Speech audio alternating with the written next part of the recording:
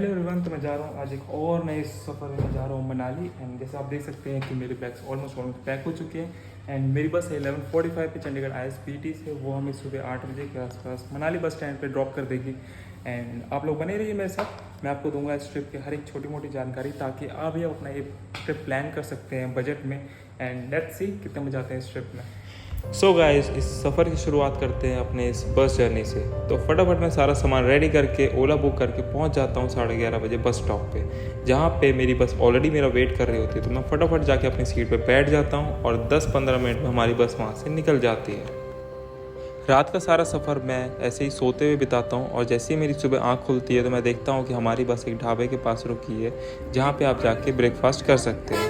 वहाँ पे मैं कुछ खाने पीने के लिए ले लेता हूँ, और साथ में ये अद्भुत दृश्य देखने को मिलता है। उसके बाद वहाँ पे 5-10 मिनट रुकने के बाद वहाँ से बस दोबारा से निकल चलती है हमारे मंजिल की तरफ। वैसे अभी मनाली पहुँचने में 2 घंटे और लगेंगे। मैं फटाफट आपको बता देता हूँ कि आप लोग मनाली कैसे पहुँच सकते हैं। अगर आपको भी बस से ट्रैवल करना पसंद हो तो आप मेरी तरह जिंग बस या फिर रेड बस ऐप का यूज़ करके मनाली की डायरेक्ट बस बुक कर सकते हैं। वैसे मुझे ये बस पड़ी थी चंडीगढ़ से मनाली की कुछ 600 रुपये में। अगर आप बाय एयर से ट्रैवल करना पसंद करते हैं तो आप यहाँ के नियरेस्ट एयरपोर्ट भुंतर की तरफ आ सकते हैं, एंड फिर वहाँ से आप टैक्सी करके मनाली पहुँच सकते हैं। और अगर आप बाय रेल आना चाहते हैं तो आप यहाँ का नियरेस्ट रेलवे स्टेशन जोगिंदर नगर रेलवे स्टेशन आ सकते हैं। फिर वहाँ से आपको बस एंड टैक्सी सर्विस मिल जाएगी मनाली तक की। तो आप भी बेफिक्र होकर अपनी सहूलियत के हिसाब से मनाली घूमने आ सकते हैं। तो देखते ही देखते हम टाइम से अपनी मंजिल पहुँच जाते हैं। ये है मनाली का बस स्टॉप, जहाँ पे आपको सारी प्राइवेट या फिर वॉल्वो बसें मिल जाएंगी।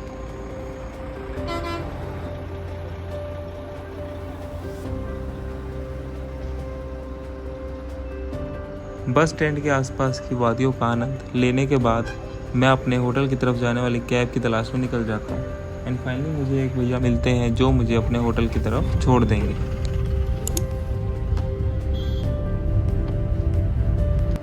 ड्राइवर भैया से ढेर सारी बातें करते करते लो जी फाइनली हम अपने होटल लोटस ग्रैंड पहुंच जाते हैं।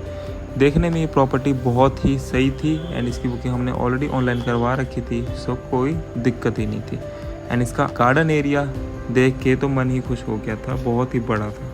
चलिए आपको होटल के अंदर ले चलते हैं। वैसे तो होटल का चेक इन टाइम 11 बजे था, बट हम 9:30 बजे ही टपक गए थे, इसलिए हमें वेट करना पड़ा। सो हम डाइनिंग एरिया में वेट कर रहे थे एंड इस खूबसूरत व्यू को एंजॉय कर रहे थे। इस होटल को हमने 2000 रुपये में ऑनलाइन बुक किया था, जिसमें हमें एक दिन का stay including breakfast and dinner मिला। होटल वालों से बात करके हमें थोड़ी देर के लिए एक टेम्पोररी रूम मिल जाता है, जहाँ पे हम फ्रेश हो सकते हैं। तो चलिए रूम में चलते हैं।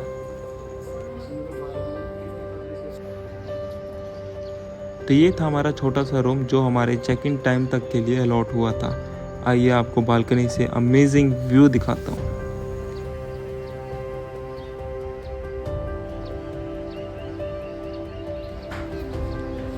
चेक इन टाइम होते ही हमें अपने असली वाले रूम में शिफ्ट कर दिया जाता है। And this is our room जो हमने बुक किया था।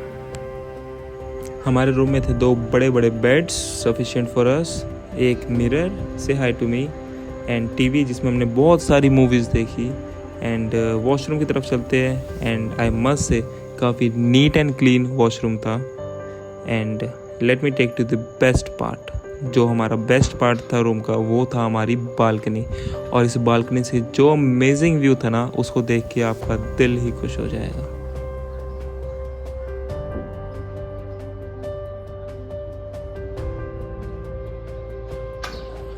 फटाफट फ्रेश हो जाने के बाद अपने होटल को बाय बोल के हम निकल चले हैं अपने मनाली के डे टूर के लिए।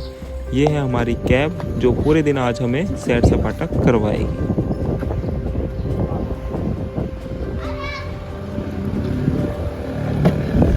तो पहाड़ों की रानी में बैठ के हम निकल चले हैं अपने मनाली के लोकल डे टूर के लिए। सबसे पहले हम जाएंगे हडिम्बा टेम्पल, वहाँ से क्लब हाउस, उसके बाद monastery, Van Vihar, mall road, and then सारा कवर करके हम लास्ट में अपने होटल वापस आ जाएंगे। आप भी मेरी तरह लोकल डे टूर करने के लिए कैब बुक कर सकते हैं, जिसका किराया आपको मात्र 1500 रुपये पड़ेगा, और ये डिपेंड करता है सीज़न टू सीज़न। तो लीजिए हम पहुंच गए हैं हडिम्बा टेम्पल के पास एंड मेरे पीछे वो जो आप सीढ़ियाँ देख रहे होंगे वो सीधा टेम्पल की तरफ जाती है। So let's roll. रास्ते में आपको यहाँ पे बहुत सारी चीज़ें खाने पीने को मिल जाएंगी जैसे कि पान, कॉर्न्स, फ्रूट्स, और यहाँ पे अगर आपको रुद्राक्ष लेना है तो आप वो भी ले सकते हैं। और यहाँ पे ऐसे बहुत सारे छोटे छोटे वेंडर्स बैठे रहते हैं।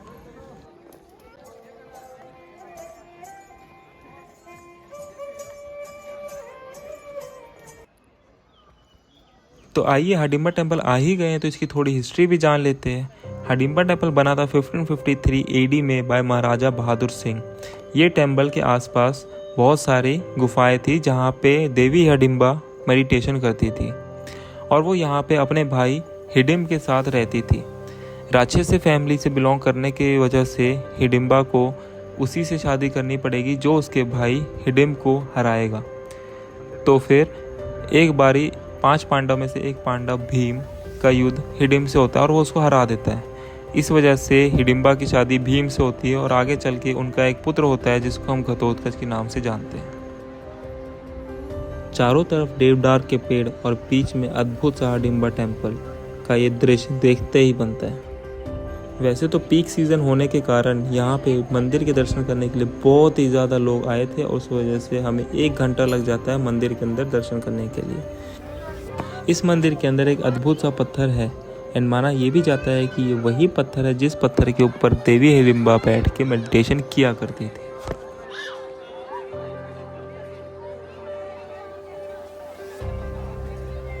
हडिम्बा टेम्पल घूमने का सबसे बेस्ट टाइम जो होता है वो होता है दशहरा फेस्टिवल के आसपास, जो कि फॉल होता है अक्टूबर से नवंबर महीने के बीच में। उस समय यहाँ पे बहुत सारी ट्रेडिशनल चीज़ें होती हैं जिसको आप देख के उनका लुत्फ़ उठा सकते हो और यहाँ के फेमस घोर पूजा का भी आप आनंद ले सकते हैं।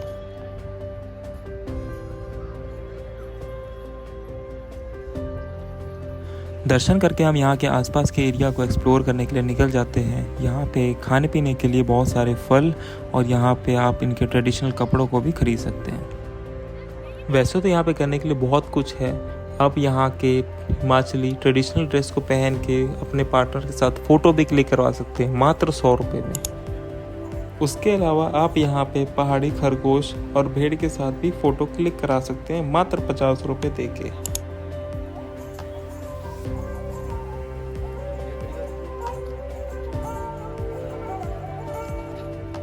खाने पीने को छोड़ के आप यहाँ की शॉप से बेहतरीन कपड़े भी खरीद सकते हैं। और यहाँ पे अगर आपका याक पे सवारी करने का मन करे तो आप यहाँ पे 200 रुपये दे के इनकी सवारी भी कर सकते हो।